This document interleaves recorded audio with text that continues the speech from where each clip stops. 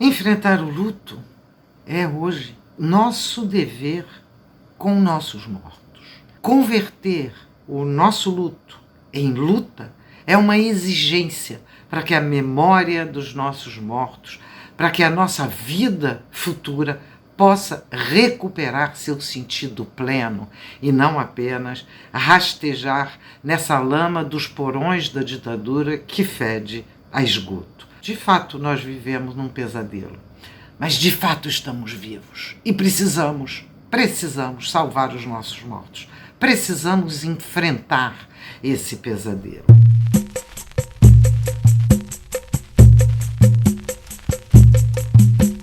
Olá, amigos e amigas. Essa é uma conversa talvez um pouquinho diferente, porque é uma conversa sobre pesadelo, duração do pesadelo e necessidade de luta. Bom, eu queria começar lamentando a minha ausência nesses 2 últimos meses, mas foi um período de muito sofrimento e de luto. E eu vou falar especialmente do luto pela perda do grande amigo, do grande camarada e do grande intelectual Mário Duaia, falecido no dia 16 de janeiro. E a morte dele foi uma coisa, é uma perda fora do tempo, é uma perda fora de escala, é uma perda fora de sentido. E esses momentos de perda são momentos em que os sentimentos afloram, os afetos afloram e afloram com força. E junto com a tristeza vem a raiva, vem o desânimo, vem a impotência, vem a sensação de perda.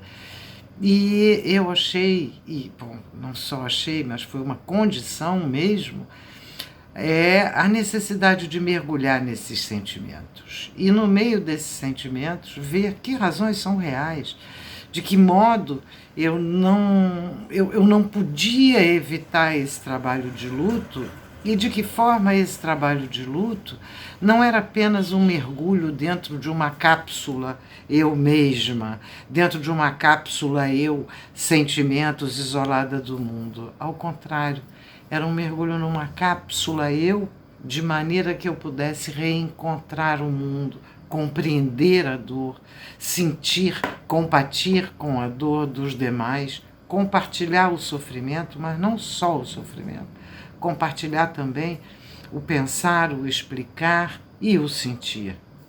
Então, de alguma maneira, esse tempo foi um tempo de luto, de superar o momento da dor, tentando trabalhar a memória e a história, tentando pensar as razões de tantas perdas desnecessárias, tentando garantir a memória viva do meu amigo Mário Duaia.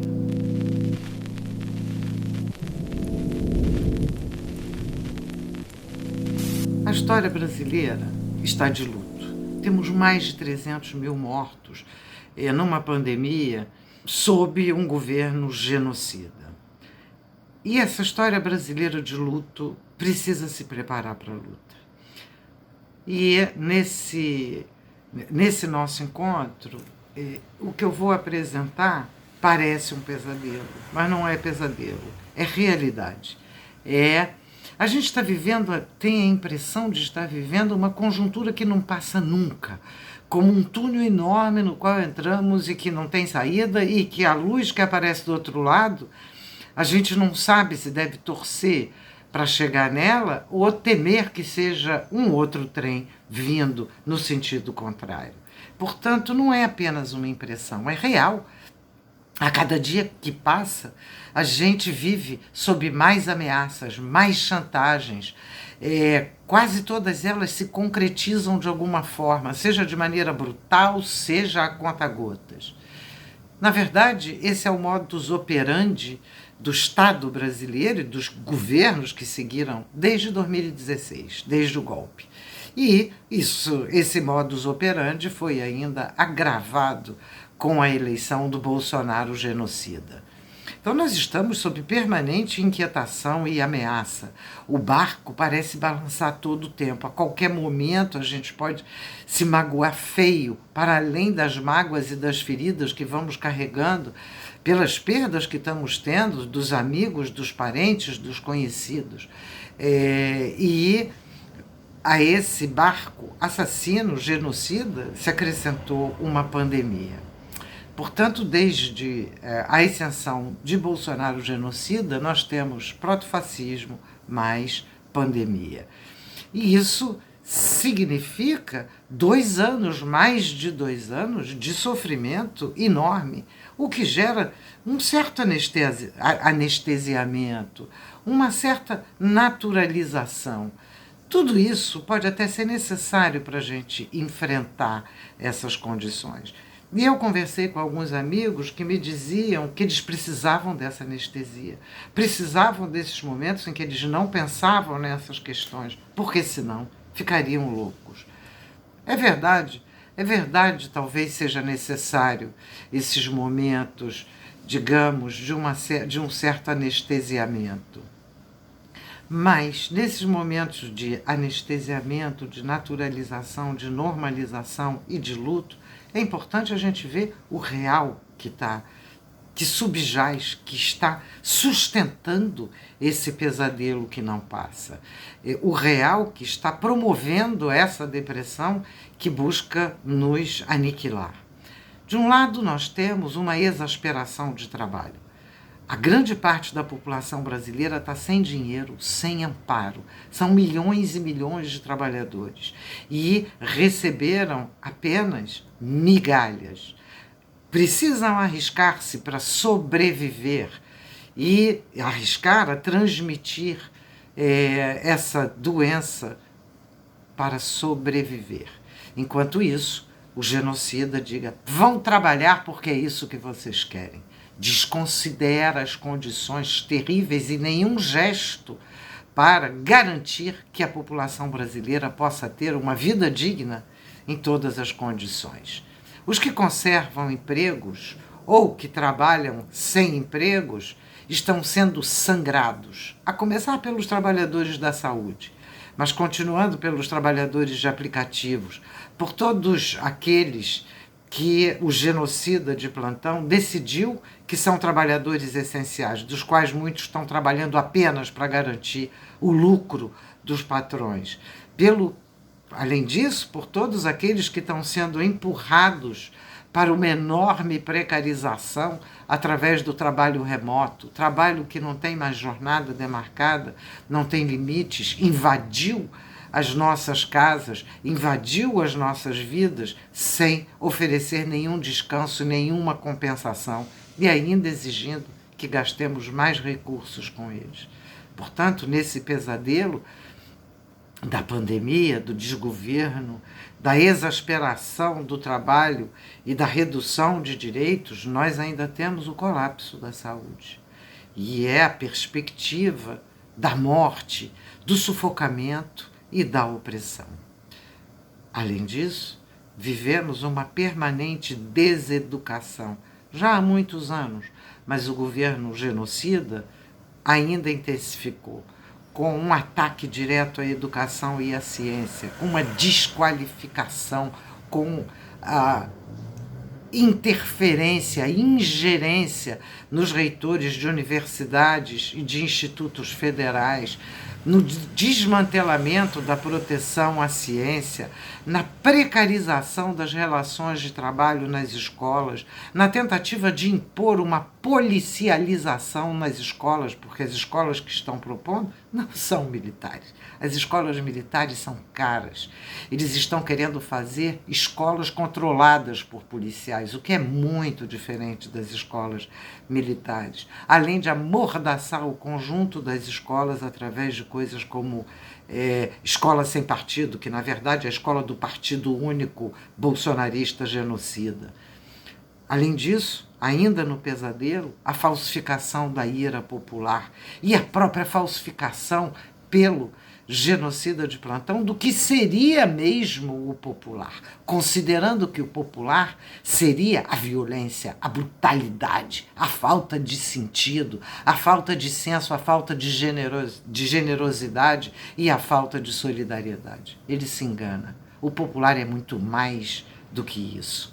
Esse é um governo proto-fascista, liderado por Bolsonaro, mas apoiado pelas Forças Armadas e por militares que estão enchendo os bolsos durante a pandemia, onde uma família impede, dificulta a evidenciação de quem mandou matar Marielle, onde, quando Bolsonaro, genocida, fala que quer armar o povo, não é o povo quem ele quer armar, é a capangagem que lhe obedece, e somente essa capangagem vai estar armada até os dentes. É desse desgoverno em que as milícias digitais fazem ameaças concretas, em que a devastação de direitos e o desvio de recursos públicos para os comparsas e as grandes burguesias do andar de cima, que se contam aos trilhões, tem como contraparte pequena distribuição de migalhas para aqueles que produzem toda a riqueza.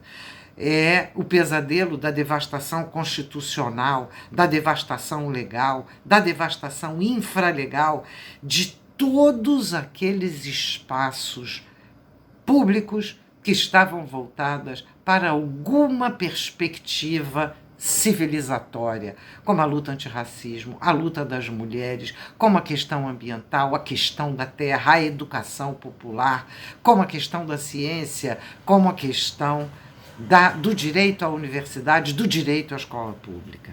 Estamos na maior crise da economia do Brasil. Uma queda de 4,1% do PIB. As burguesias pequenas que resolveram acompanhar o pato da Fiesp pagam, junto com a população, agora o pato. São 700 mil falências, porque quem precisa ser defendido é a mega burguesia, é a grande propriedade do capital. Portanto, nós de fato estamos num pesadelo.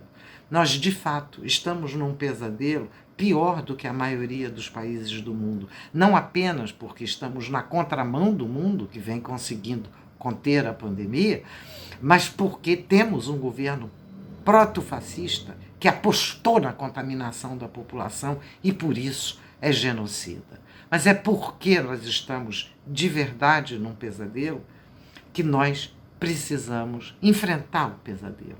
Não basta esperar acordar, é preciso enfrentar o pesadelo.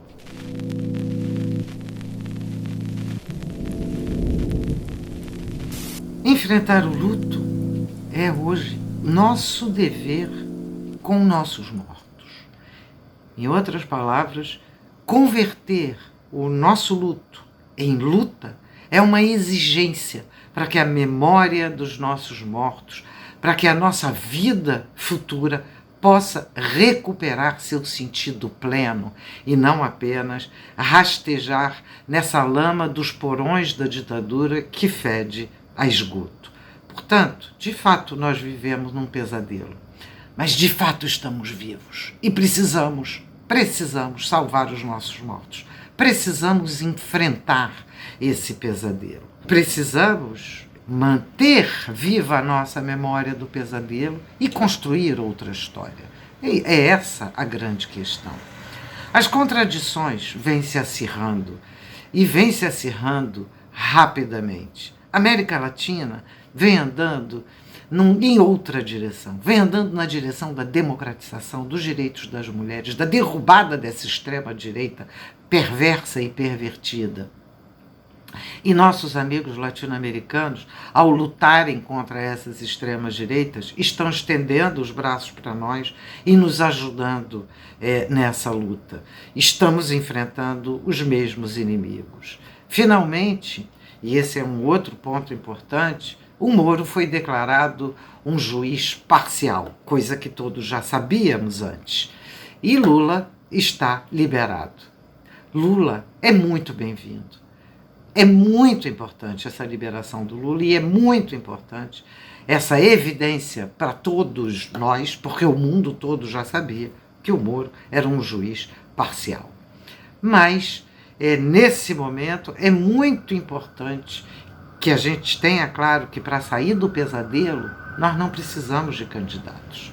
Precisamos de lideranças capazes de organizar a população para enfrentar o protofascismo a partir de uma condição de pandemia, desde já e imediatamente. Não é que a gente não queira discutir candidaturas para frente, porém, agora, nós precisamos não apenas de uma liderança, mas de muitas lideranças capazes e dispostas a trabalhar juntos do lado da população, do lado do povo trabalhador, do lado do povo sem terra e sem teto, do lado do povo favelado, do lado daqueles sem direitos e do lado também da grande parcela dos trabalhadores com direitos, cujos direitos vêm sendo espezinhados.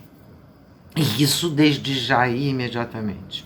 É muito importante a gente lembrar que nós não somos crianças. Nós não precisamos aguardar ordens desde o alto. Nós precisamos nos organizar já e imediatamente. Nos infantilizar, sugerindo que alguém vai resolver por nós, é um risco enorme para a nossa condição de luta, que daqui para frente será muito mais dura. Nós estamos saindo do luto agarrados e agarradas na luta, no enfrentamento, na resistência que se liga com enfrentamento. Portanto, é importante lembrar que a suspeição do Moro fez apenas meia justiça. Meia justiça porque há um estrondoso silêncio da grande mídia proprietária sobre a maior e a mãe de todas as corrupções.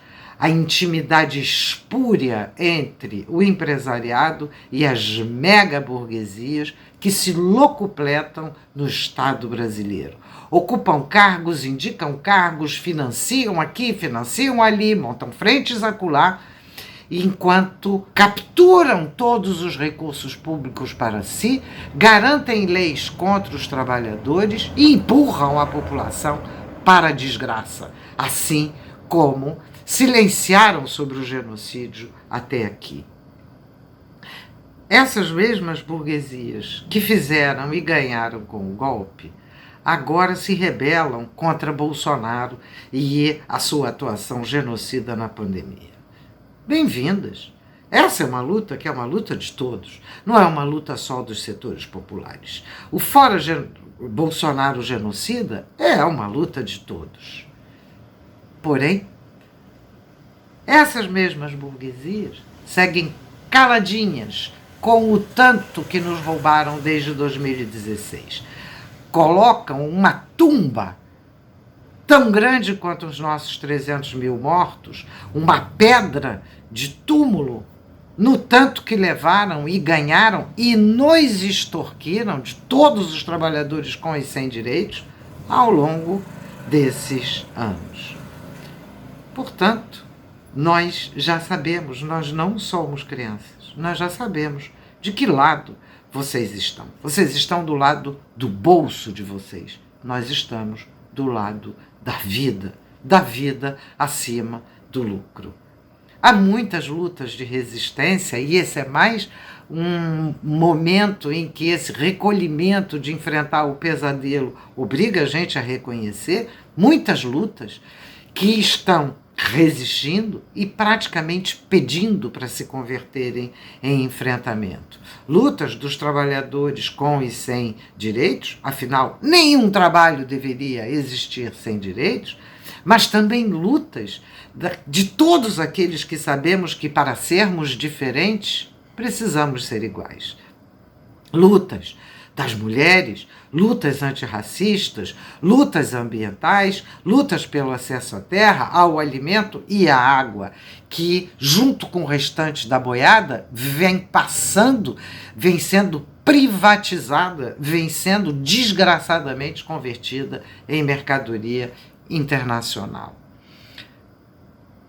Em suma, passar do luto à luta não é fazer um salto, é fazer um trabalho, é fazer um momento no qual a gente precisa entender que o nosso sofrimento não é isolado, o nosso sofrimento está junto com outros. E muitas lutas se organizaram durante a pandemia para assegurar solidariedade, para assegurar garantia de subsistência. Muitos comitês se formaram, muitos grupos. Alguns deles as burguesias tentam controlar. A grande maioria, não. Vamos recomeçar essa luta. Vamos reenfrentar agora de outra forma, para além do empresariado, para além das migalhas que pretendem nos oferecer. Nós precisamos recuperar o sentido da vida para além do lucro. O sentido da luta que vem depois do luto. Eu sou Virgínia Fontes e todo mês teremos um encontro impertinente marcado aqui na TV Boitempo. Se inscreva no canal e nos diga aqui nos comentários que temas e questões você gostaria que fizessem parte dessas nossas conversas impertinentes.